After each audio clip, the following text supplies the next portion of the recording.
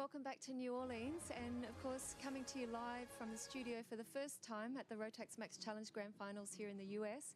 Today, of course, first day of track action, and I thought we'd take a look at the track. Tonight with me in the studio, Jason Pringle, Australian DD2 driver. Welcome, Jason, to Thanks, Jenny. Appreciate it. Appreciate the invite.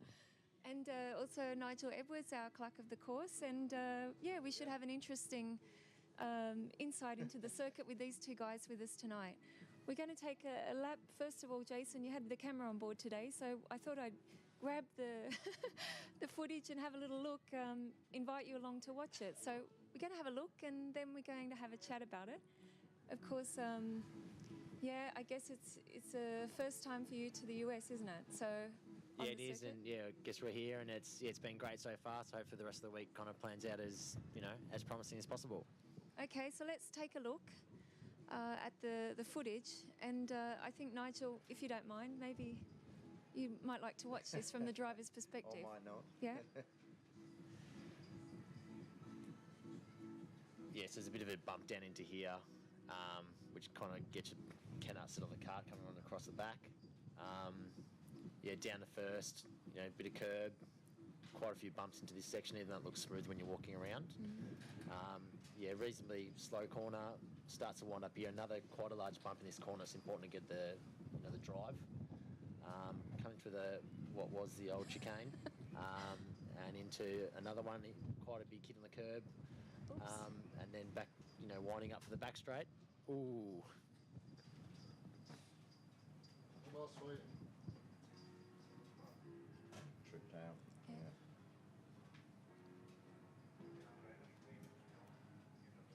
Yep. Okay, so down the back straight there. Now, how long do you reckon that straight is? I think it was apparently, we walked it yesterday. I think it's about 500 metres, so it's a fair wind up, I think. Yeah. So, yeah, I think on the data we're doing about 128, I think, Yeah. give or take. Okay, I'm in the paddock there. Oh, here we go. Back on track. Yeah, what speed along the back I straight? think 128. Yeah? Okay. Wow. Yeah. Okay, no, Yeah, 120, 130, yeah, I think on the data. So just depending on if you get a good run on is the most important. Yeah. Okay, coming back across the start-finish line then. Here we go. Don't you just love this weather?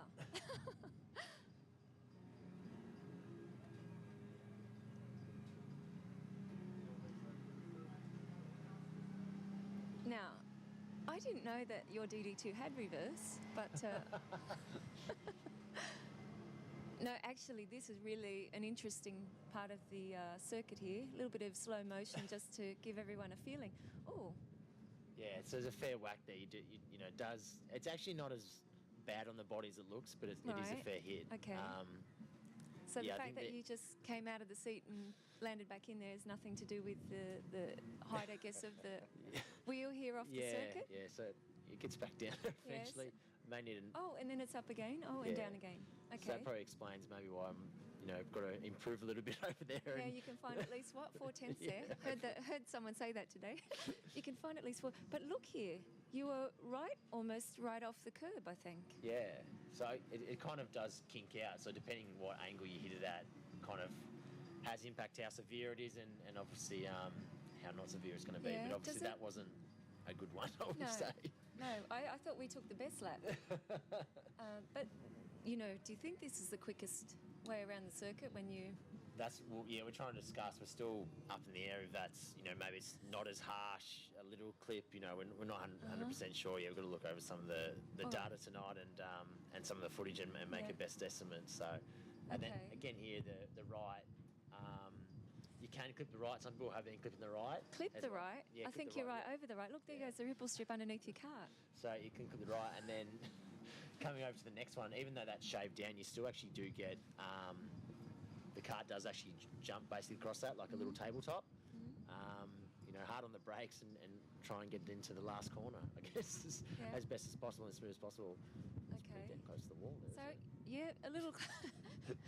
I must admit, the first time I watched this went... Because it's very close. Yeah, so you're kind of right on the edge there. But the cart itself is a little bit unstable there, like you say, even though it's shaved off, which, was done prior to the actual event starting. they shaved down some of the ripple strips there, but it Yeah. did appear that the cart was. Yeah, especially if when you do hit it kind of flat on, you definitely can feel that you get like a little bit of a jump going on there quite easily. So yeah, probably a watch point maybe in the racing if may unsettle some people going into the last corner as well. So important to try and keep it straight there. Yeah. Okay, now before we speak more to Nigel Edwards, Nigel, would you like to make any comments at all about what you just saw? or- Not sure whether I should. Not sure whether I should. Haven't seen that. Yeah. I think for sure the fastest way around the track is not to touch any of the curbs at all. That's what I'd say to all of the drivers. Yeah. But Jason mentioned it down into the final chicane. To be fair, my view of that is that watched a few of the fast boys today and they're all going over the curb, and as you pointed out there, heavily over the curb. But it does unsettle the cart completely, and the problem is there that with the big curb on the outside as well, and some guys have done it, it's thrown them into that curb, which has then taken them off the track. So in a way, if that's a calculated risk that the drivers maybe want to take, I'm not sure that every lap is A, going to be quick, and B, whether you're actually going to make it around the corner. Yeah. And this is the thing, isn't it? Now, who knows? Maybe we get a little bit of rain. We'll check the weather. Well, that later will on. make it very interesting, very interesting. As you say, I think it's a bit unfortunate, really. I think the one corner at the end there has probably spoiled what's probably a pretty good circuit, and it doesn't quite blend, I don't think, with the other bits of the circuit. So, my suggestion would be for future, can't be done now, is maybe to have a little rethink on the corner, whether it's a 90-degree right or it blends into the last corner or whatever. But we've got what we've got. The guys are going to push it as hard as they can, I'm sure, but it does sort of, not particularly concern me, but I'm sure it's not going to be consistent. When they do a lap, the laps are going to be all over the place, I'm sure. Yeah. Sometimes it happens and they land fine next time, and it's like 90 degrees. And the mechanics are going to go considerably mad. We're going to have a look at what some of the other drivers also thought about the circuit. Yep. First impressions, because today was the first day on track. Luckily, it wasn't as windy as it is now. This is the best thing. This is the best thing about being live, because we wanted to bring everybody the real feeling of what was going on, So, I spoke to some of the drivers earlier today, and they gave me first impression after at least one session. Some had 2 sessions. So perhaps have a look at this and then tell me also what you think. Zenderuva, maybe the unluckiest guy last year, but first impression of the circuit? It looks an easy track, but there are some technical pieces inside. I did the Pan Am and they made some changes, so yeah, it's good. Well, it's really complex compared to what I've been driving in England. It's also really bumpy, so the lines have to be taken like perfect. Otherwise, you lose a lot of time when taking the track. One of our Aussies, Joseph Burton Harris, first impression of the circuit here in New Orleans? It's definitely one of the best ones I've been on so far. It's got an awesome chicane at the end of the back straight. It's really fast, really technical. You've got to carry a lot of mid-corner speed, so yeah, it's going to bring out the best of the drivers for sure. Senna Sakaguchi, Japanese superstar. What is your first impression of the circuit? What do you think about the track? Yeah, track is very good, but a little bit bumpy. So now it's no good, but after it's I don't know, but maybe okay.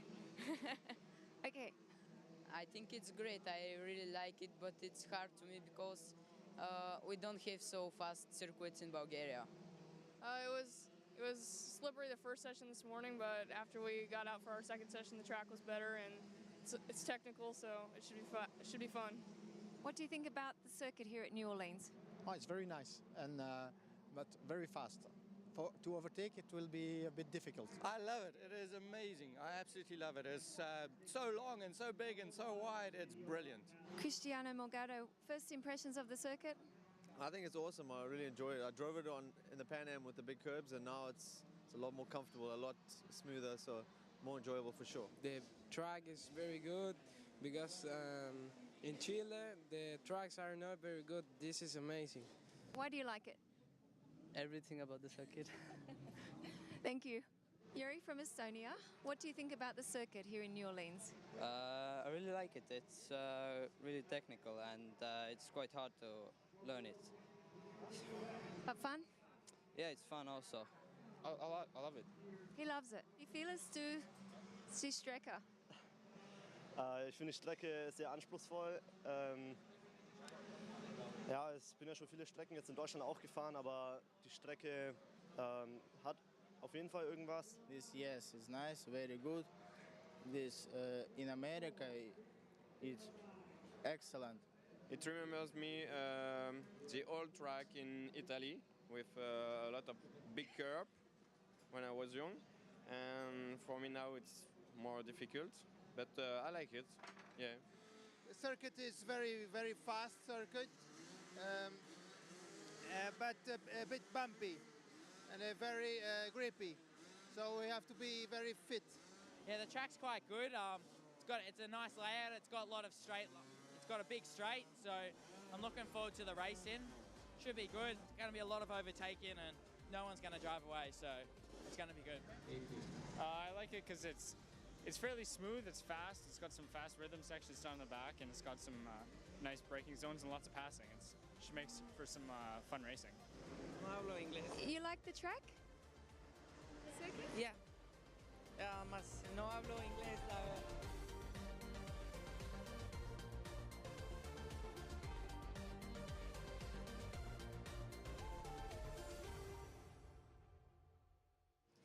So, Jason, everyone had a little bit to say about technical, bumpy, fast. Of course, some of the guys just loved it because it was so big. But in general, what would you say? What was your first impression?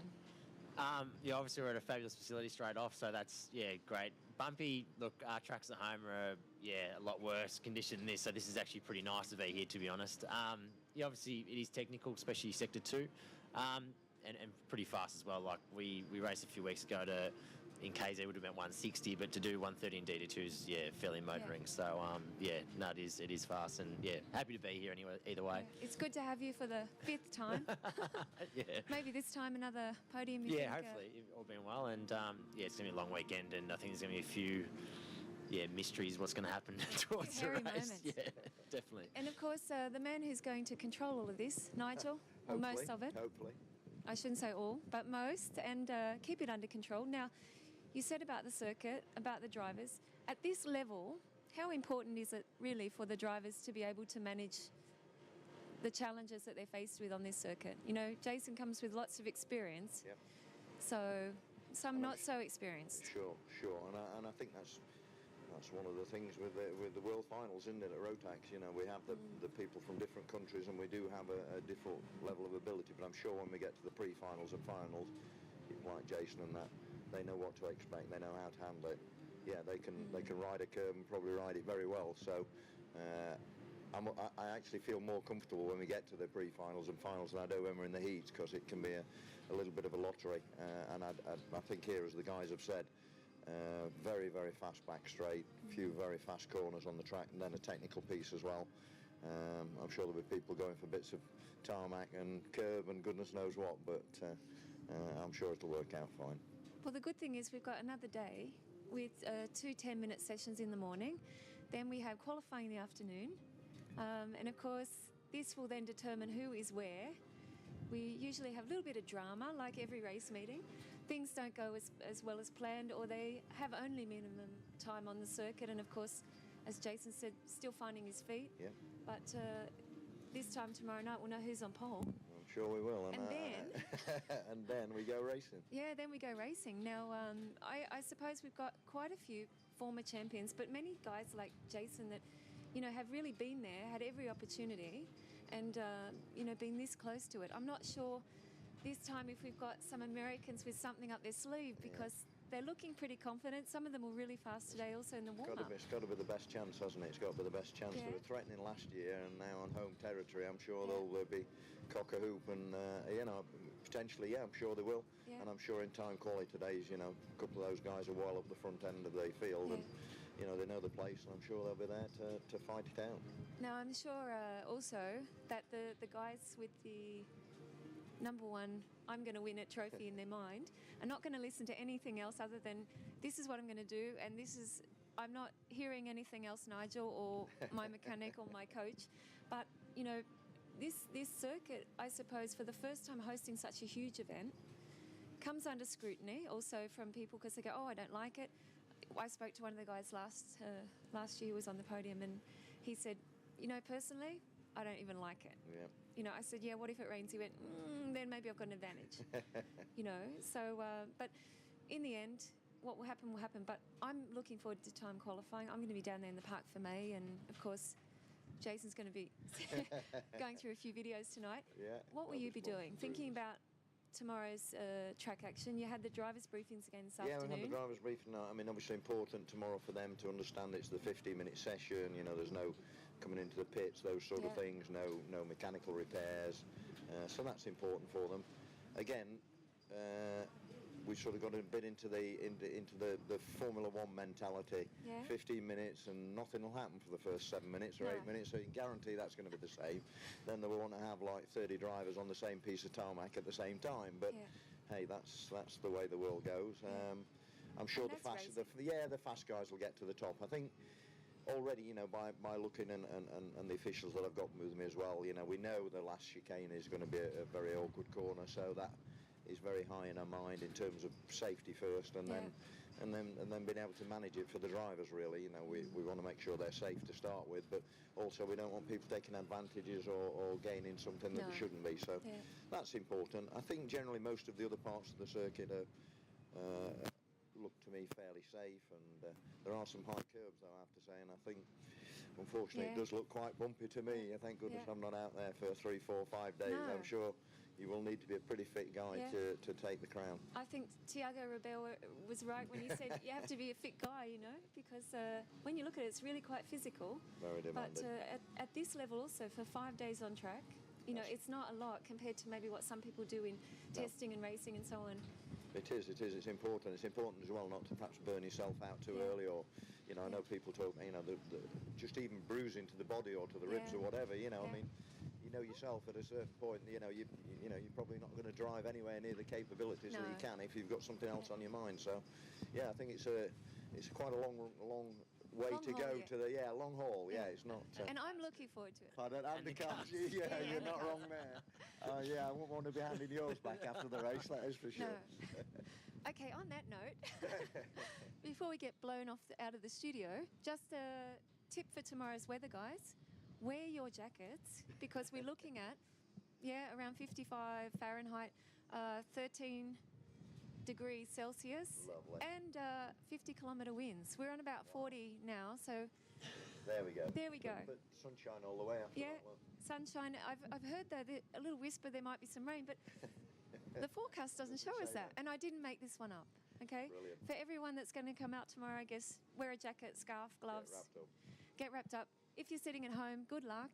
Join us tomorrow and day 4 official of the Rotax Max Challenge 14th edition, coming to you from New Orleans, USA. Thanks for joining us, and thanks guys. Good luck tomorrow. Thank you. Cheers.